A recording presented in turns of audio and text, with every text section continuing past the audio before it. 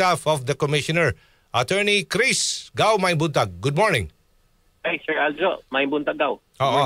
Ano ang reaksyon ng Bureau of Customs dito? Panawagan po ng isang mambabatas, dapat merong task force handling the balikbayan box concerns ng ating mga OFW should be formed ng Bureau of Customs as the holiday season papalapit na ng papalapit ang Pasko. Alam niyo po, Sir Aljo, no? Sang-ayon po tayo dyan. Kaya lang po, magandang maibalita na po natin na nabuo na po yung task force na yan, no? Yung ating Balikbayan and Overseas Action Center, na bukod po sa mga balikbayan boxes ay ina-address din po, no, yung ibang concerns ng ating mga balikbayan, no? Meron po kasi tayong tinatroubleshoot ngayon, Sir Aljo, no, na patukol sa isang deconsolidator na nagkaroon ng problema sa ating bansa. At medyo marami-raming balikbayan boxes, no, ang apektado rito. At ito ay ina-action na po ng Bureau of Customs.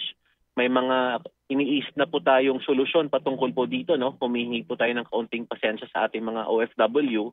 At meron naman po tayong ugnayan. Kasama na po dyan yung ating BMW, pati na rin po yung ilang private stakeholders. Dahil meron po talaga tayong kailangang i-troubleshoot ng mga balikbayan boxes na nagkakaroon na po ng delay at na-abandona na po, no, itong kumpanyang ito.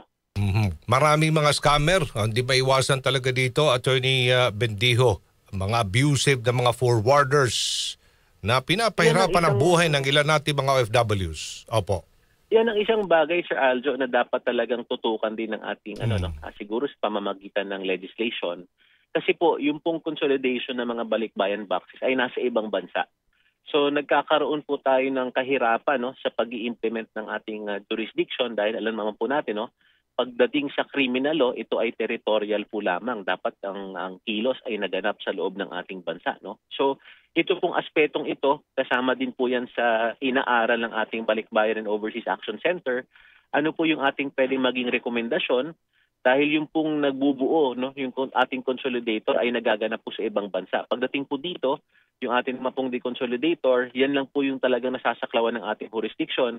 Kung kaya ito ay dapat aralin natin. No? Siguro sa pamamagitan ng legislation, magandang ma-address din po natin ito. So ito na, may itong plano ninyo na bumuo na ng task force para i-address talaga itong delay. Mga delay, mga excessive duties, and unclear regulations. Tama yan, Sir Aljo. No? In fact, kung di po ako nagkakamali, parang last week of October or start po ng November, no? Nabuo na po itong Balikbayan and Overseas Action Center dahil nga po may ina-address tayong issue, no? At ito naman po ay binubuo ng ating mga iba't ibang DepComs, no? At meron din po tayong ugnayan sa ating Department of Trade and Industry dahil yun naman pong accreditation ng mga ganyan, yung ating mga deconsolidators, no? Meron po silang mga proseso dyan. At ito pong ating particular na ina-address, nag-endorso na po tayo sa DTI upang ireklamo itong kumpanyang ito dahil substantial po yung mga naapektuhan natin mga OFW dito sa kasong ito. At meron din kayong sinusulong na i-modernize na ang customs through digitalization. Ano po ang detalye po nito, Attorney Chris? Tama yan, Sir Aljo. No? Dahil sa ating palagay, sa pamamagitan po talaga dapat ng teknolohiya, dalawang bagay po talaga yung ma-address natin dyan. No? Number one, yung issue po ng corruption. No? Dahil kapag ito ay automated at fully digitalized solutions na po yung naka-implement sa atin, mababawasan na po yung human intervention. No? Na ito po kasi yung mga opportunities for corruption. Kalawa, dahil po dito, matitiyak din po natin, no, natataas po yung ating revenue collection. At kung kaya ito po talaga ang tinutulak ng ating Commissioner Ariel Nepomuceno, no, yung ating full digitalization. As an update naman po, Sir Aljo, no, by phasing po yung ginagawa natin dyan. Currently po, no, yung ating CPS, no, meron po tayong unsolicited proposal na undergoing negotiations na po.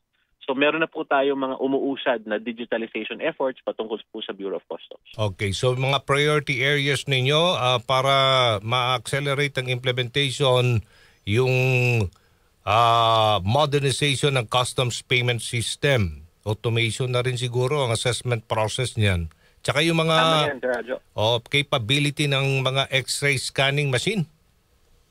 Yan din po ay isang bagay na excited din po tayo. No? Meron po tayong mga nakitang technology na X-ray na may kasabay pong artificial intelligence. No? So nade-detect po ng ating AI yung kargamento, yung pong laman nito, yung klasifikasyon po nito, at meron na rin po siyang kapasidad, no, na i-determine yung kanyang talagang dutiable value. No?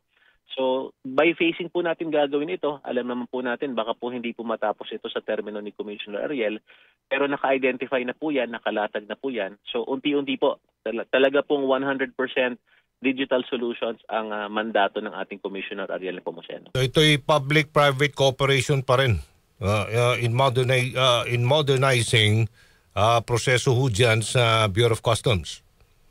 Ito pong ating CPS, ito po yung dumadaan sa ating PPP, no? Pero yung iba po, mag-iintay pa po tayo kung ano po yung magiging modes of procurement dito. Kung ito po ba dadaan sa ating new procurement law. Kung meron po bang magsusumite rin ng unsolicited proposal, aabangan po natin yung mga yan. No? So talagang exciting po ang in the next maybe 2 to 3 years for the Bureau of Customs dahil gusto po talaga natin ma-modernize na, no? For additional information, Sir Aljo, yung ating IT, no, yung ating modernization natenga na po for the last 10 or 11 years, no, dahil po sa isang kaso. Ang kagandahan naman po, no, presently yung ating original na complainant ay bahagi po nitong ating TPP, kung kaya't muusad na po, no, finally, no, itong ating upgrade at modernization.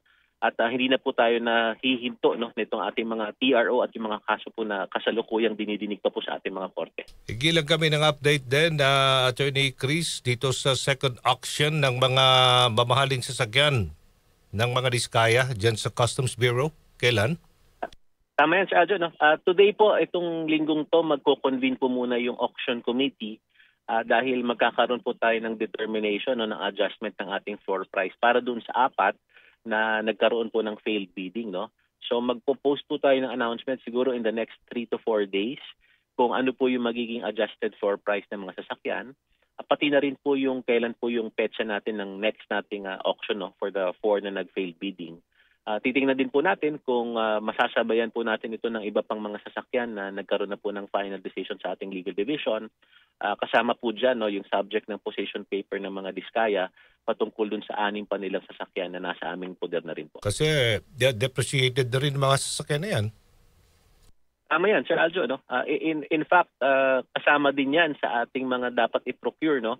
Ang isang security warehouse o kaya baka kailangan naming magpagawa agad, no, ng pagbububong dito dahil under the elements po ang mga sasakyang yan. No? At instead po na ito ay mabenta pa sa mas mataas na presyo, nagkakaroon din po ng epekto, no, ang kondisyon ng sasakyan, yung kanyang pintura, yung linis, no, pati po yung mga rubber, no, alam po natin pag nabibilad sa araw yung mga ganyang lining ng ating mga sasakyan ay nasisira, no. So minamadali po natin yan at yun naman din po ang instruction ni Commissioner Ariel, no.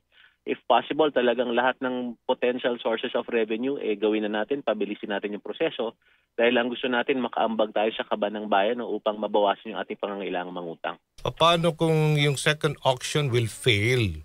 Ano i-consider ng Customs Bureau dito, Attorney Chris? Sa ating CMTA, pati na rin sa ating mga issuances, no, yung ating Customs Administrative Order 3-2020, Sir Aljo, kapag nagkaroon po tayo ng second failed bidding, dito po nagkakaroon ng oportunidad ang BOC na tumanggap ng mga direct offer, no? So hindi po ito yung normal na auction process. Yung pong direct offer, yun po yung ating magiging parang standing bid, no? At ito naman po ang ikukonsidera ng Bureau of Customs kapag nagkaroon po tayo ng second failed auction. Okay, daghang kay salamat, Gaw Attorney Chris Noel Bendio ng Bureau of Customs. May buntag. Daghang salamat, Gaw. May buntag. Good morning. Thank you.